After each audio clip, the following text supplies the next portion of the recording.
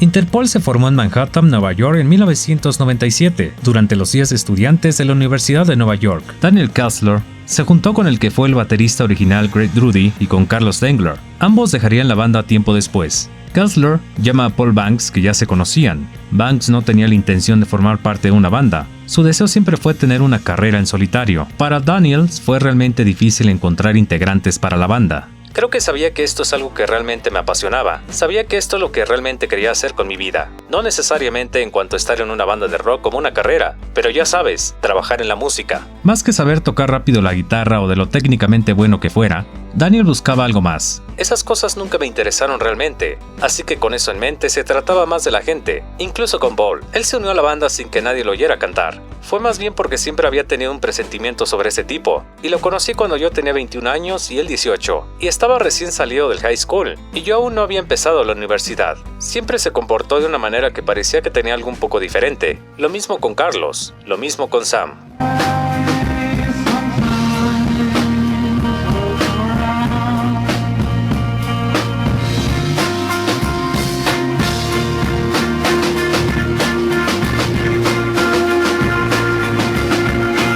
Kessler consideró ser la voz, pero en uno de los ensayos, Carlos y él le dijeron a Paul que cantara algo. Él cantó una canción muy lenta, muy ambiental. Cuando lo escucharon, Carlos y Daniel se miraron y se dijeron "What the fuck". El baterista Sam Fogarino habla sobre cómo era la vida que llevaban en aquel entonces. El resto de los chicos son un poco más jóvenes que yo. Tenían la cabeza bien puesta dentro de su propia, ya sabes, manía. Simplemente era mucho más imprudente. No en esa vida de vivir en el abandono, sino de una manera un poco estúpida. De una manera muy ignorante, realmente destructiva. Paul es 10 años más joven que yo, pero en aquella época ya tenía una doble licenciatura y un trabajo respetable. Trabajaba en la revista Interview, donde era asistente del editor, y Carlos trabajaba en el departamento de psicología de la Universidad de Nueva York. Esos tipos abrazaban esas trampas del rock and roll antes de Ray Likes, pero aún así mantenían esos trabajos. Todavía tenían un extraño sentido de la responsabilidad. Yo a esa edad trabajaba en una tienda de discos. Llegaba 1 hora tarde al trabajo. A finales de los años 90 comienzan a grabar y autoproducir EPs en los estudios Funkadelic y a tocar en pequeños venues de East Village. Uno de los lugares donde Interpol dio sus primeros conciertos fue en un lugar llamado The Charleston, una pequeña pizzería en Williamsburg. Esto fue en abril del 98 o marzo del 98, por lo que no se parece a lo que es ahora. Era como una pizzería donde tocaban bandas. El dueño te encendía una linterna y apagaba y encendía el interruptor de la pared. Ese era el espectáculo de luces, recuerda Kessler. Cuando tocaron en el Mercury Lounge, ese día todos llevaban corbata y era algo en lo que estaban conectados. Tenían una estética similar dentro y fuera de la música. En la mañana del 9/11 del 2001 ocurrieron los ataques terroristas en Estados Unidos. Las letras del álbum ya habían sido escritas antes de este acontecimiento. Inician una breve gira por Reino Unido, haciendo una pequeña sesión en un programa de radio de la BBC, punto clave para que su carrera comenzara a despuntar. En 2002 la banda firma con Matador Records. Ahí publican un EP con 3 canciones y finalmente su primer disco de estudio, Turn on the Bright Lights. El fundador del sello, Chris Lombardi, recuerda: "Conocíamos a Interpol. Jared Cosloy había compartido demos conmigo y los había visto en directo unas cuantas veces. Recuerdo haberlos visto como teloneros de Arab Strap en el Bovary Ballroom. Todavía no estaban exactamente en nuestro radar, y me fui pensando, sea lo que sea que están haciendo, lo están haciendo bien. Nos pusimos en contacto con ellos y concertamos una reunión. Muy seguros de sí mismos y dispuestos a hacer negocios. Todos llevaban traje y estaban considerablemente mejor vestidos que nosotros. Tenían los zapatos relucientes. Fue como reunirse con un grupo de jóvenes abogados. Eran fans del sello, tenían un gran gusto y una idea muy clara de lo que querían hacer después de grabar. Rápidamente nos sentimos cómodos con la idea de firmar con ellos". Las grabaciones del disco iniciaron un par de meses después del 9/11, en un estudio casero en Bridgeport, Connecticut, del productor Peter Curtis, dejando fuera cualquier tipo de distracción que Nueva York pudiera ofrecer. Apenas si tenían presupuesto, unos $900 para su producción. Es por ello que tuvieron que trabajar contra el reloj.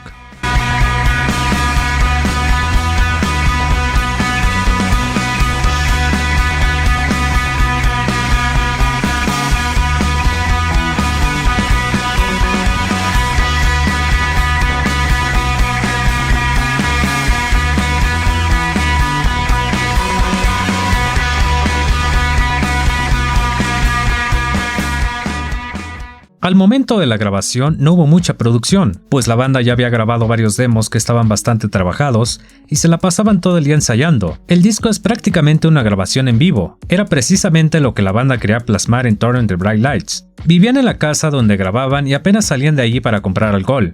Fogarino se la pasaba fumando hierba en el sótano mientras los demás le decían, eres un tipo jodidamente raro. Durante la grabación hubo ciertas diferencias entre los músicos.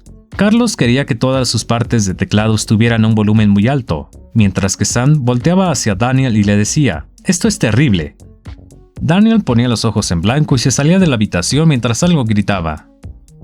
Si Carlos y yo fuéramos libros, él sería un libro de Nietzsche y yo un libro de Hubert Silver.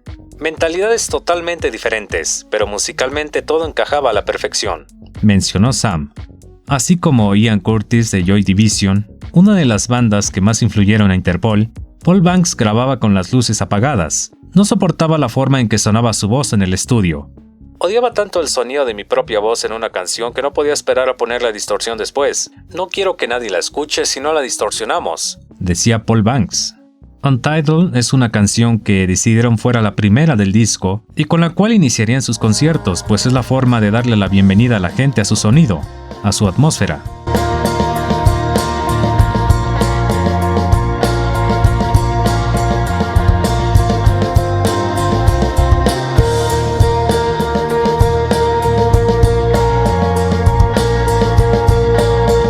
PDA pudo no haber sido incluida en el disco si el productor Curtis no hubiera insistido. Grabamos PDA cuando estábamos a punto de terminar el disco y Paul dijo, a la mierda esa canción, es una de las primeras canciones que escribí y no quiero ni molestarme con ella. Y yo le dije, wow, escucha amigo, no quiero actuar como una perra o algo así, pero este es tu single.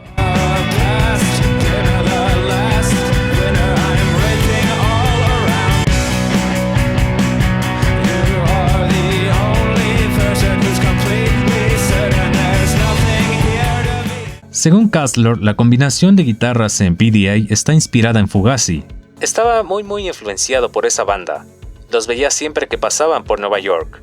Es simplemente la forma en que las dos guitarras interactuaban. Tenían muy poco que hacer en directo en cuanto a efectos, pero eran capaces de hacer todos estos sonidos locos y la forma en que dividían la acción de la guitarra. Un grupo así me hizo pensar mucho nuevos enfoques para tocar la guitarra y componer canciones en general. El productor Gary Jones mezcló 4 de las 11 canciones, pero cuando los demás las escucharon sintieron que se había quedado corto y no era lo que habían imaginado. Decidieron regresar en el 2002 y Peter rescató estas canciones. Katy recuerda, Gary Jones era un pez gordo para nosotros, y no lo digo sarcásticamente, lo digo con todo respeto. Era un tipo consumado. Lo trajeron en avión y mezcló el disco aquí. Se pasaba todo el día mezclando y hacía un gran trabajo, pero luego la banda destrozaba la mezcla. Viniendo de una cinta analógica sin automatización era difícil. Hubo algunas mezclas que no les parecieron lo suficientemente buenas. Dije que podía ayudarles y las mezclé. Remezclé algunas canciones y pude hacer pequeñas ediciones y ajustes cuando quise. Lo hice con Say Hello to the Angels y dijeron, puta madre, ¿por qué no hicimos todo el disco así? Entonces no tuve tiempo de hacer todo el disco y creo que dejamos unas cuantas canciones, Lee Garrison, Stella y NYC. En NYC funcionó porque hay una gran cantidad de espacio. Tengo que ser muy claro en que nunca querría que se viera como un desprecio a Garrett. Se vio en una situación muy difícil, ya que estos tipos querían un control total cuando mi estudio no tenía la tecnología necesaria para ello.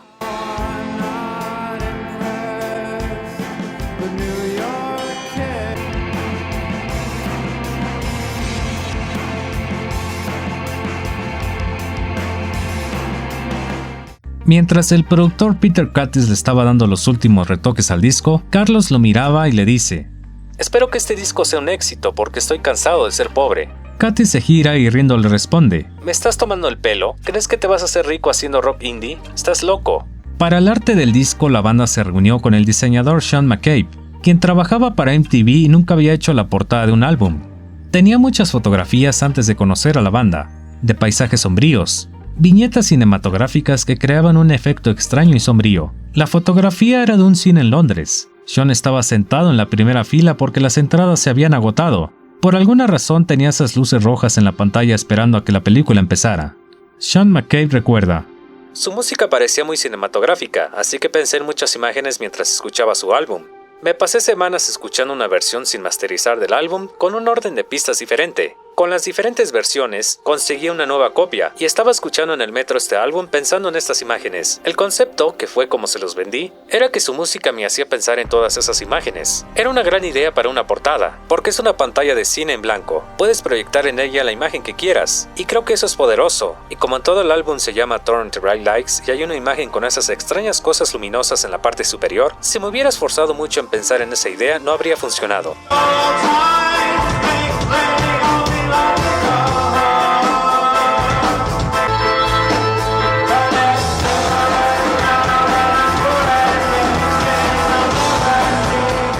Interpol fueron durante los años 2000, junto con bandas como The Strokes y Yeah Yeah Yes, quienes ocuparon un lugar dentro de la música indie de Nueva York, y a lo largo de muchos años han sido comparados con Joy Division, a lo que Paul Banks opina. No tiene sentido decir, no sonamos como esas bandas. Eso es una opinión. No creo que si se trata de un artista nuevo, dé pereza decir, suenan a esto o me recuerdan a aquello. ¿De qué otra forma vas a transmitir cómo suenan? Cuando fueron despectivos me molestó. No creo que estuvieran equivocados, pero en aquel momento me molestó porque solo intentábamos ser originales. Yo solo intentaba ser yo. Si la gente nos iba a golpear con la etiqueta de Joy Division, en todo caso siempre sentí que era algo positivo, dice Fogarino.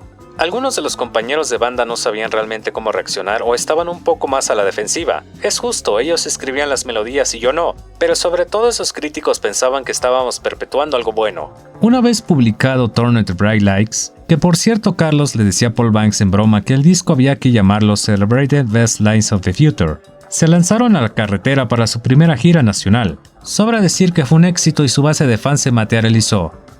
Suscríbete para estar al pendiente de videos como este. Mi nombre es Mario y este es el canal Mo. Nos vemos en el próximo video.